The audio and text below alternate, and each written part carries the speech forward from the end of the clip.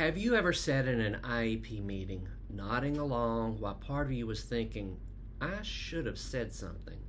Or maybe it was this. They used 5 acronyms in one sentence and I just smiled and nodded. Or maybe it hit you on the drive home. How do I know my son's needs were really hurt in there? If any of these sound familiar, take a breath. You're not alone and you're not behind. Here's the truth I want you to walk away with today. You don't need a law degree. You do not need a special education degree. You just need a handful of practical tools and the confidence to use them.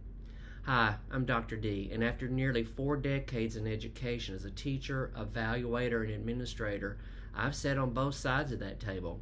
Today I'm handing you the 10 strategies that make the biggest difference for parents walking into that room. So let's get into it. Number 1, remember who the expert is. First thing I want you to think about and to let it sink in is you are the expert on your child. The team at the table, the teachers, the school psychologist, the speech therapist, they are experts in curriculum and evaluation and therapy, and that definitely matters.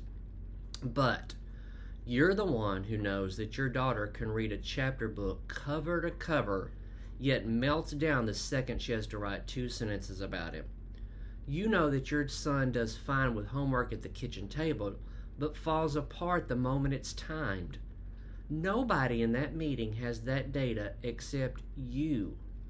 Under IDEA, parents aren't guests at the table. You're equal members of the team. Schools are required to give you a real opportunity to participate in decisions about evaluation, placement, and services. You can find that in the Code of Federal Regulations 300.321 and 300.322. So don't shrink into that chair. Your seat there isn't a courtesy, it's the law. Strategy number 2, learn the language. You don't need to memorize federal statutes, but a little vocabulary does go a long way. Here's an example. I worked with a mom once who sat through an entire eligibility meeting hearing FAPE over and over, just assuming it was a typo for something else. And she left that meeting more confused than when she walked in. So, learn the core terms. FAPE, a free appropriate public education. LRE, least restrictive environment. SDI, specially designed instruction. Present levels of academic achievement and functional performance, sometimes just called present levels. Once you know the words, the whole meeting changes. You stop translating in your head and you start actually participating. Strategy number 3, bring data, not just emotion. Every parent walks into that room carrying worry, and that's real and it's valid. But here's what shifts in a meeting: evidence. That's what shifts a meeting. Instead of saying math is really hard for him, bring 6 of his homework papers and say, here are 6 assignments from the last month. And look, he keeps making the same exact mistake over again in regrouping. That is not an opinion anymore. That's a pattern that the team can act on. Start a simple folder, physical or digital, for report cards, work samples, emails from teachers, behavior notes, any outside evaluations. When you can hand someone proof instead of describing a feeling, the whole conversation gets more productive. Strategy 4, ask better questions.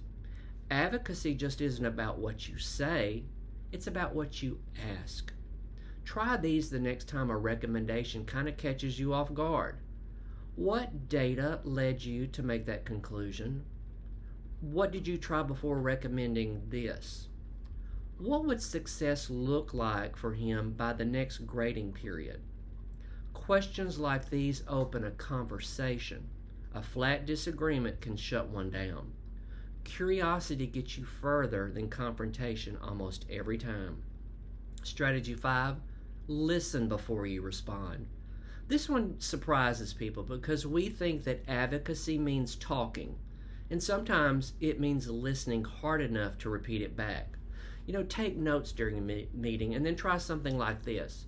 So what I'm hearing you say is his reading fluency has improved, but his comprehension is still a concern. Did I get that right? That one sentence does two things. It shows the team that you're tracking closely, and it catches any misunderstandings before they turn into decisions. Strategy 6, build the relationship. Here's something worth remembering when a meeting feels tense. Most of that people across that table from you chose this profession because they care about students too. Walk in assuming good intent. Be prepared. Be respectful. Be willing to collaborate. You can absolutely disagree firmly without the relationship turning adversarial.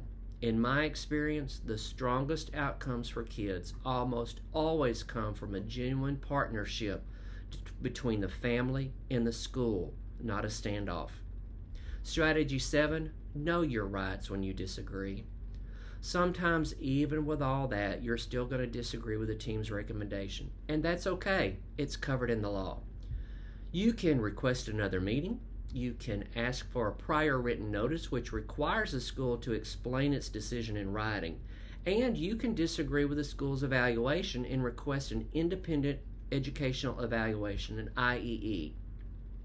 Knowing these options ahead of time means that when a disagreement happens, you can respond with a plan instead of a reaction.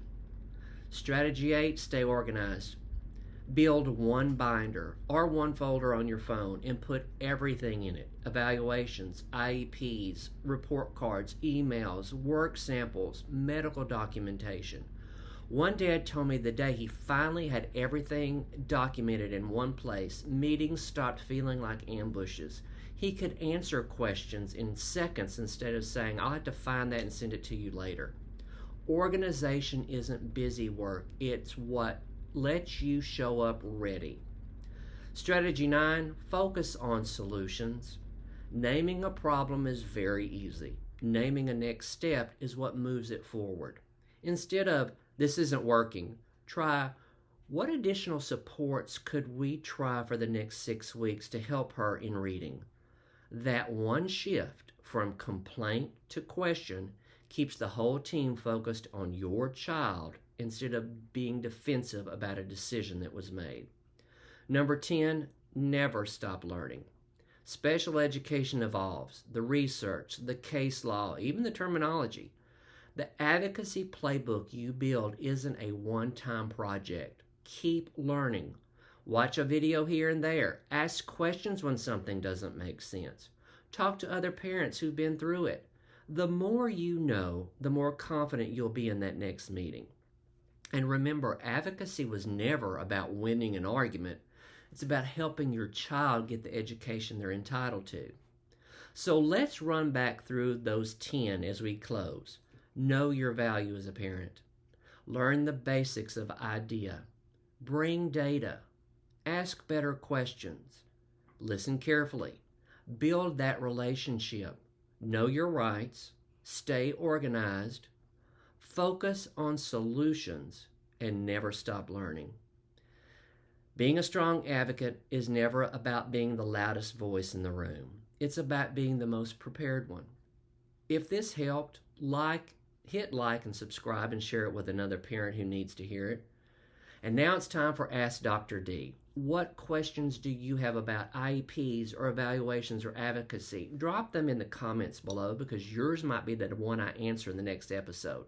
Until next time, the most effective advocates are informed, prepared, and focused on their child's success.